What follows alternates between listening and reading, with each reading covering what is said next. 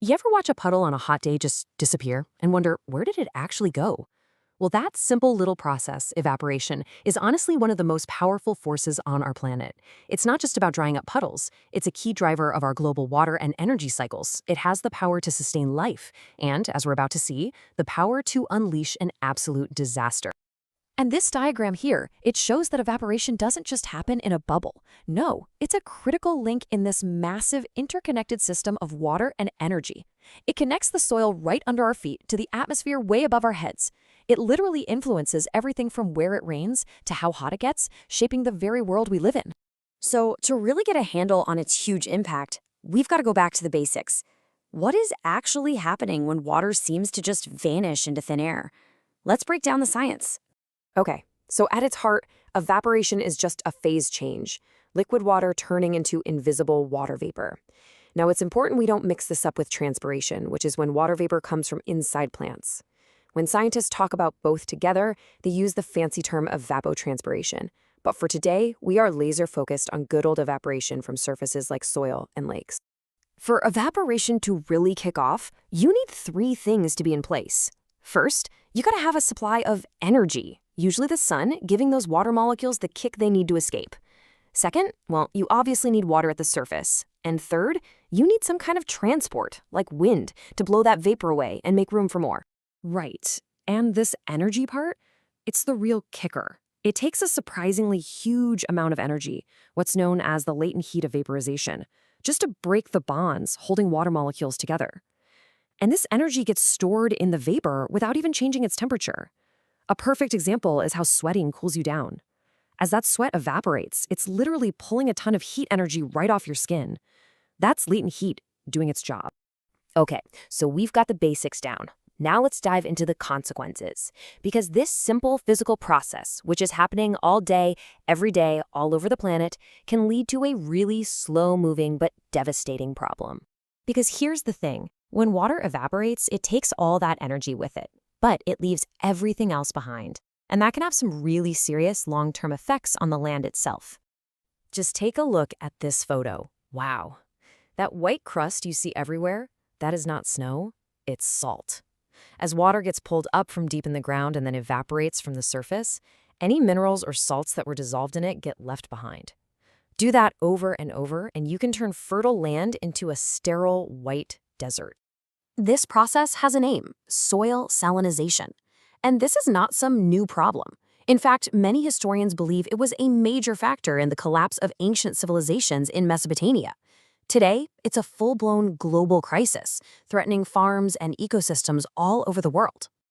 And to put a number on it, salinization right now affects about 3.1% of our planet's total land area. That might not sound like a huge number, but when you think about the whole planet, that is a massive, massive amount of land that's under threat from this quiet, relentless process. And it turns out not all soils are created equal here. This chart shows us that finer soils, like clay, are way better at pulling water up from deep underground. It's a process called capillary action. You can think of it like a super efficient straw. But that also means they're bringing more salt up to the surface, which makes them way more vulnerable to becoming salty wastelands compared to coarser soils like sand. But you know, the plot thickens. It gets even more complex when we look at how soil actually dries out. It's not a steady process, and you have to understand this next part to get the big cautionary tale we're building up to. Take a look at this graph. It's tracking how fast water evaporates from soil over time. And as you can plainly see, it is not a straight line down. Scientists have identified three totally distinct phases here: the constant rate stage, the falling rate stage, and the low rate stage. So in stage 1, the soil is wet and evaporation is going full throttle. It's pretty much limited only by the weather. How sunny is it? How windy? Then in stage 2, the surface starts to dry out, and now the bottleneck is how fast the soil itself can pull more water up.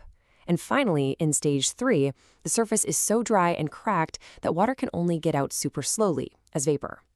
And this distinction, this is absolutely crucial. Because what if you could manipulate those stages? What if you thought you could outsmart nature and force the soil into that slow final stage to save water?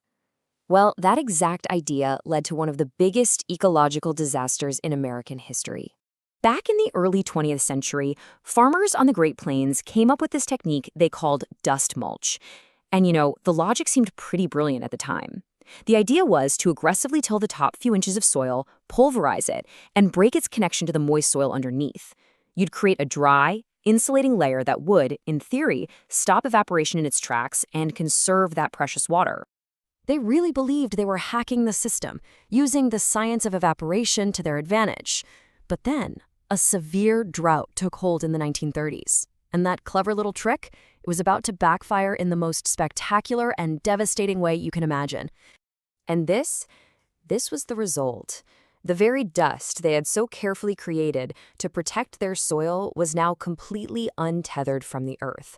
With none of the original prairie grasses to hold it in place, that pulverized topsoil was just scooped up by the wind, creating these monstrous, suffocating dust storms that define the Dust Bowl.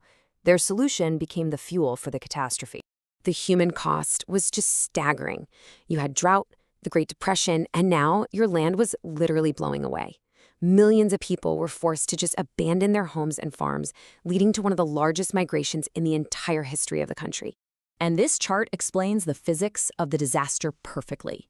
It shows you how wind treats different size particles. See the bigger sand grains? They just kind of roll or bounce along the ground. But those tiny, fine particles, the stuff created by dust mulching, they are so easily lifted into what's called suspension. That allows them to be carried high up into the atmosphere and across hundreds of miles. The Dust Bowl was just a brutal lesson in what happens when we try to fight nature.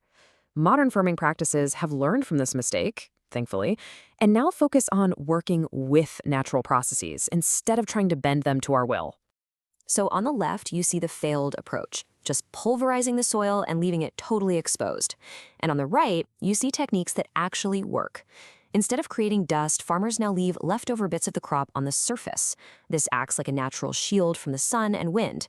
And instead of constantly spraying water on the surface where it just evaporates, subsurface drip irrigation takes water straight to the roots, keeping the surface dry and naturally cutting down on water loss.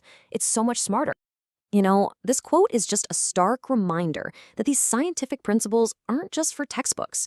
A misunderstanding of how evaporation and wind work led to real, widespread devastation for millions of people, captured forever in photos just like this one. So from a simple puddle to a continent-wide disaster, the story of evaporation is really a story of hidden power. The Dust Bowl serves as this powerful, enduring reminder of the delicate balance in our world. And it forces us to ask a really critical question as we face our own environmental challenges today. Are we trying to outsmart nature, or are we really taking the time to understand and work within its incredibly powerful systems?